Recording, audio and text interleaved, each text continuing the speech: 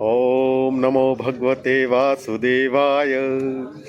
अब दशम स्कंद के तृतीय अध्याय में भगवान श्री कृष्ण के प्राकट्य की कथा है।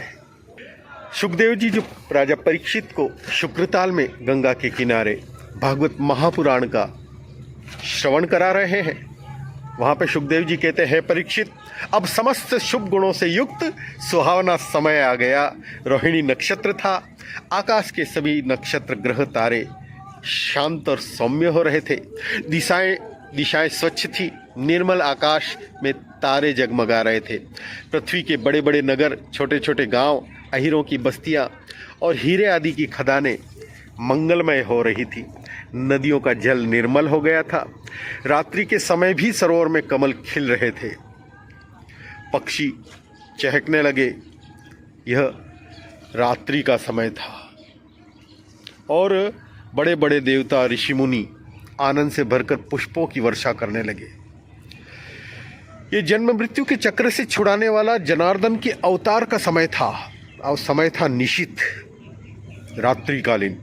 चारों ओर अंधकार का साम्राज्य था। उसी समय सबके हृदय में विराजमान भगवान विष्णु देव रूपिणी देवकी के गर्भ से प्रकट होते हैं, जैसे 16 कलाओं से पूर्ण चंद्रमा का उदय हो गया है। वसुदेव जी ने देखा है कि उनके सामने एक अद्भुत बालक है, जिसके नेत्र कमल के समान कोमल और विशाल है। चारों हाथों में सुंदर में शंख गदा चक्र और कमल लिए हुए हैं। वक्षस्थल पर श्रीवत्स का चिन्ह अत्यंत सुंदर, गले में कौस्तुभ मणि जिलजिला रही है और वर्षाकालीन मेघ के समान परम सुंदर श्यामल सलोना और शरीर पर पीतांबर लहरा रहा है। ऐसा छोटा सा शिशु रूप में एक वसुदेव जी के सामने प्रकट होते हैं। और जब वसुदेव जी ने देखा कि मेरे सामने पुत्र के रूप में स्वयं भगवान ही आए हैं, तब पहले तो उनको बड़ा आश्चर्य होता है, फिर आनंद की से उनकी आंखें खिल उठती है।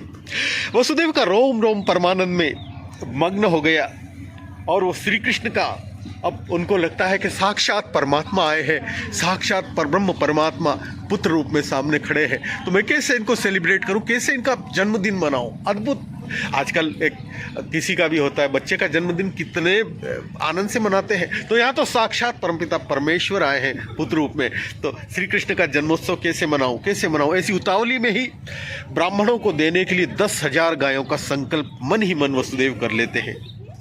हे परीक्षित, भगवान श्री कृष्ण अपने अंग कांति से सूती का ग्रह को जगमग कर रहे थे, उस बंदी ग्रह को भी वो जगमग कर रहे थे।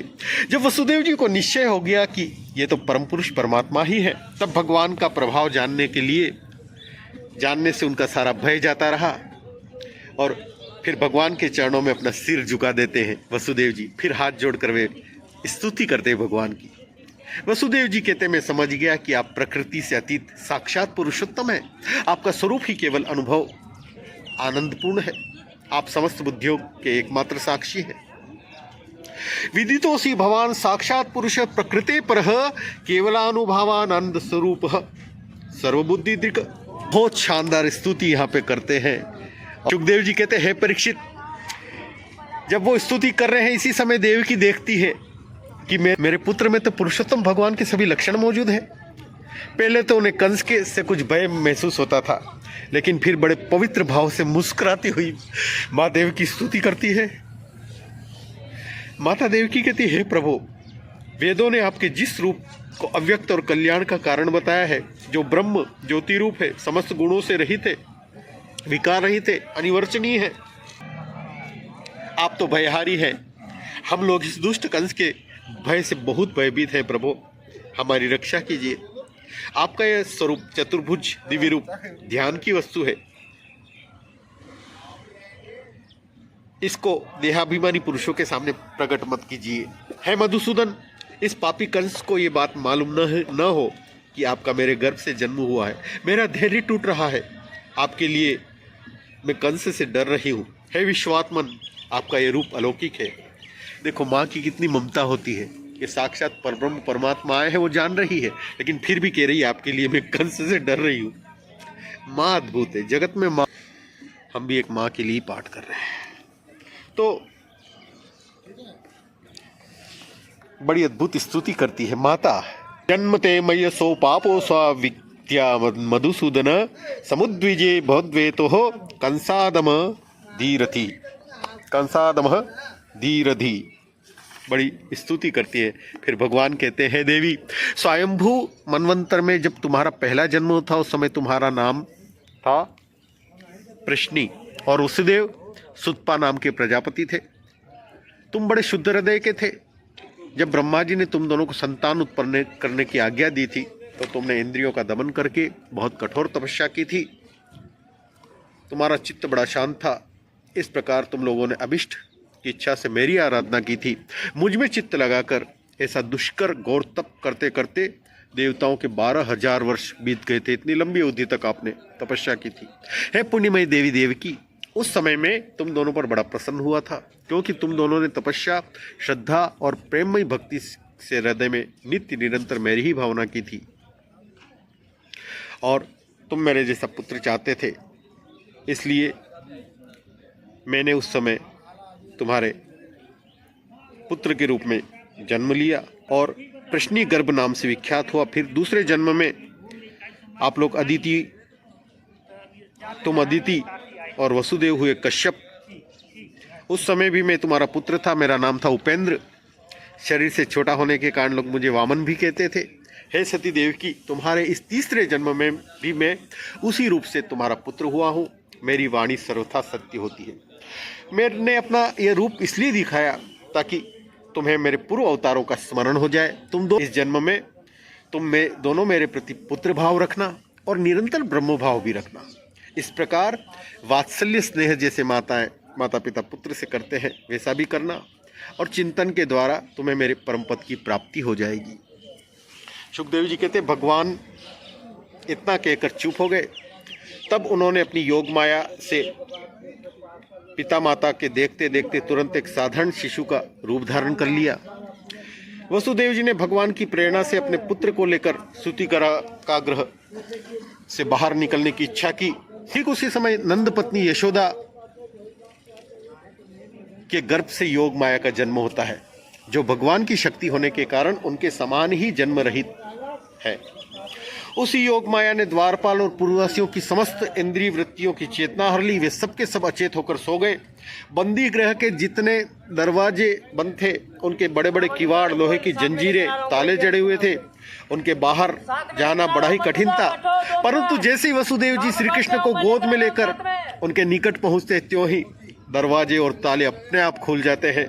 ठीक वैसे ही जैसे सूर्योदय होने पर अंधकार दूर हो जाता है। और फिर जब बाहर निकलते हैं उस समय बादल धीरे धीरे गरज कर और फिर एक टोकरी होती है, उसमें भगवान को लिटा लेते हैं। मुलायम कपड़ा रखकर भगवान को लिटा लेते हैं। भगवान को लेकर वो टोकरी वसुदेव अपने सिर पर रखते हैं। बाहर निकलते हैं तो बरसात का समय है, अर्धरात्रि है और बादल धीरे धीरे गरज कर जल की फुहारें छोड़ रहे हैं। इधर शेषावतार शेष जी को होता है कि भगवान बिल्कुल नवजात है और ऐसी स्थिति में उनको कष्ट नहीं होना चाहिए, इसलिए वो जो वसुदेव के सिर पे टोकरी है जिसमें भगवान लेटे हुए हैं, मधुसूदन कृष्ण, उस पर शेष जी अपने फनों से फन फैला देते हैं और जल को रोकते हुए धीरे धीरे पीछे चलने लगते हैं। भयंकर भंवर आ रहे हैं। तो जैसे सीतापति भगवान को समुद्र ने मार्ग दे दिया था, उसी प्रकार यमुना जी ने भी वसुदेव को मार्ग दे दिया। वसुदेव जी नंद बाबा के गोकुल में जाकर देखते हैं कि सबके सब लोग अचेत पड़े हुए हैं, घोर नींद में पड़े हुए हैं। उन्होंने अपने पुत्र को यशोदा की शैया पर सुला दिया और उनकी जो नवजात कन्या थी उसको लेकर बंदीगृह में लौट आते हैं। जेल में पहुंचकर वसुदेव उस कन्या को देवकी की शैया पर सुला देते हैं और अपने पैरों की बेड़ियां डाल लेते हैं और पहले की तरह ही बंदीगृह के ताले वगैरह सब अपने आप बंद हो जाते हैं। नंदपति यशोदा को ये तो पता था कि कोई संतान हुई है, परंतु योग माया की वजह से वो बेसुध थी। उन्हें ये पता नहीं चला कि मेरे पुत्र हुआ है, पुत्री। इधर फिर सुखदेव जी कहते हैं, परीक्षित, जब वसुदेव जी लौट आए तब नगर के बाहरी और भीतरी सब दरवाजे अपने आप पहले की तरह बंद हो जाते हैं। और नवजात शिशु के रोने की ध्वनि सुनकर द्वारपालों की नींद टूटती है। वे तुरंत भोजराज कंस के पास जाते हैं और संतान होने की बात कहते हैं। द्वारपालों की बात सुनते ही झटपट एकदम पलंग से उठ के खड़ा हो जाता है। बड़ी शीघ्रता से सूतिका ग्रह की ओर, बंदी ग्रह की ओर झपटता है। इस बार तो मेरे काल का ही जन्म हुआ है, ऐसे सोचता हुआ विवल हो जाता है। इसी कारण उसके बाल बिखरे हुए हैं और ऐसी स्थिति में वो लड़खड़ा कर गिरते पड़ते पहुंचता है।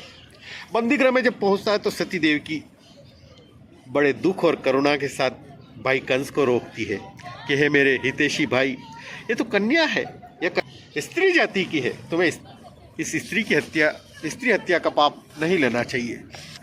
वो कन्या को गोद में छिपाकर देव की अत्यंत दीन भाव से रोते रोते याचना करती है। किंतु कंस को भी अपने प्राणों का भय था, दुष्ट था और नवजात भांजी को पैर पकड़कर उसे जोर से एक चट्टान पर दे मारता है। परंतु श्री कृष्ण की वह छोटी बहन साधारण कन्या तो थी नहीं, साक्षात देवी थी। वो कंस के हाथ से छूटकर आकाश में चली जाती है और अपने आयुध धारण कर लेती है हाथों में। उनके हाथ में धनुष, त्रिशूल, बाण, ढाल, तलवार, शंख, चक्र और गदा, ये 8 प्रकार के आयुध थे। सिद्धचारण मुनिगण उनकी स्तुति कर रहे हैं। उस समय उस देवी ने कंस से कहा, अरे मूर्ख, मुझे मारने से तुझे क्या मिलेगा? तेरे पूर्व जन्म का शत्रु तुझे मारने के लिए किसी अन्य स्थान पर पैदा हो चुका है। अब तू निर्दोष बालकों की अब और हत्या न कर। कंस इस प्रकार भगवती योगमा या ऐसा कहकर अंतर्धान हो जाती है और पृथ्वी पर अनेक स्थानों पर देवी रूप में वो प्रकट होती है। देवी की बात सुनकर कंस को बड़ा आश्चर्य होता है कि ऐसा कैसे हो गया। फिर वो देवकी और वसुदेव को कैद से छोड़ देता और बड़ी नम्रता से उनसे कहता है कि हे मेरी प्यारी बहन बहनोई जी, मैंने बड़ा कष्ट दिया आपको, बाप के बहुत से बच्चों को मार डाला, मैं दुष्ट हूँ, ये वो सब प्रकार से वो पश्चाताप करता है। और सुखदेव जी कहते हैं, परीक्षित, जब वसुदेव और देवकी इस प्रकार प्रसन्न होकर निष्कट भाव से कंस ने बातचीत की तो उनसे अनुमति लेकर फिर वो अपने महल में चला जाता है। तो ये यहाँ पे भगवान के प्रागट्य की कथा है और ये बहुत ही सुंदर लीला है भगवान की ये।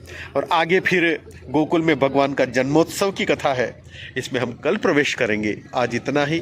श्रीमन नारायण नारायण नारायण नारायण नारायण नारायण।